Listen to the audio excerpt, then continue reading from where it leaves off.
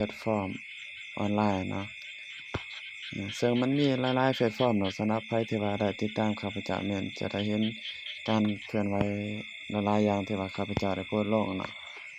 แต่สำหรับในมื้อนี้ข้าพเจ้าจะมาแนะนำวิธีการสร้างรายได้ผ่านแพลตฟอร์ม Lucky Shop เนาะก็คือการสำหรับการ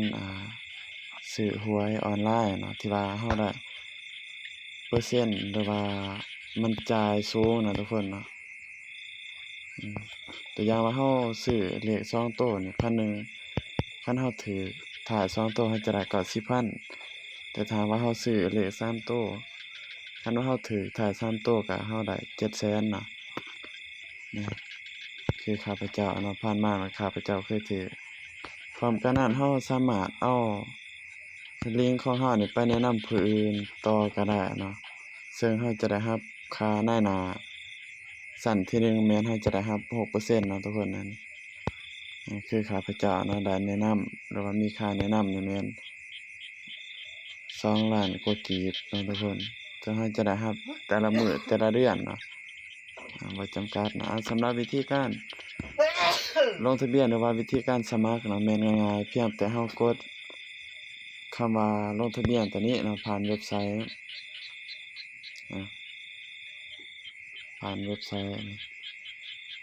มันบางทีมันจะอาจเข้าที่ Facebook นะเราก็คลิกที่3จั่มแล้วก็คัดลอกลิงก์ก็ได้ทุกคนแล้วเรามาเข้าที่ Google Chrome ของเรามาวางอยู่เทิงนี่มาวางลิงก์ใส่แล้วก็เราค้นหาเอาปึ๊บประมาณนี้เด้อทุกคนเด้ออันนี้แม่นสำหรับวิธีการลงทะเบียนหรือว่าวิธีการสมัครแต่การลงทะเบียนหรือว่าการสมัครนั้นเราสมัครไม่ก็ต้องเอาเบอร์แล้วก็1เบอร์1บัญชีเนาะทุกคนเนาะบัญชีหนึ่งสามารถสมัครได้เทื่อนึงนะตัวอย่างเด้อนี่เดินเบอร์โทรศัพท์มือถือ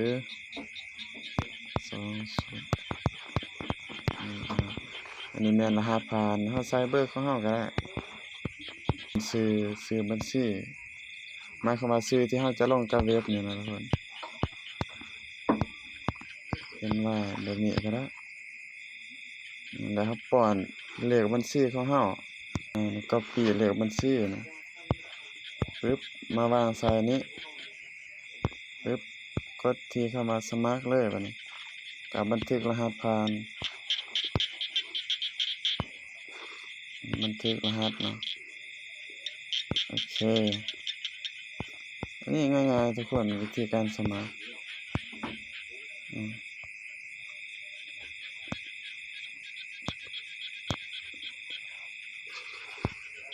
วิธีการสมัครแต่ว่าเนาะมันมีโปรโมชั่นถ้าหากว่าเราลงทะเบียนใหม่แล้วก็เราฝากเงินจำนวน 20,000 กีบเนาะทุกคนเนาะเมื่อเราฝากเงินเข้าแม่นเราจะได้รับ40,000 กีบหมายความว่าทั้งเงินฝากบวกกับเงินโบนัสเนาะมันให้โบนัสให้เรา 20,000 เด้อทุกคนเนาะเราสามารถไปซื้อหวยซื้อเลขได้นะทุกคนเนาะเด้อนั่นเด้อทุกคนเด้อแต่สำหรับวิธีการฝากเงินก็คลิกที่เข้ามาเติมเงินแล้วก็มาเลือกจำนวนที่เราต้องการจะเติมสมมุติ50เนาะก็เติมเงินแล้วก็เราโอนเข้าตัวนี้แล้วก็โอนเข้าไปแล้วมันจะเข้าในบัญชีเราเองเนาะเดี๋ยวในคลิปหน้าข้าพเจ้าจะสอนวิธีการเติมเงินให้เด้อนี่แม่นวิธีการสมัครเนาะทุกคนเนาะ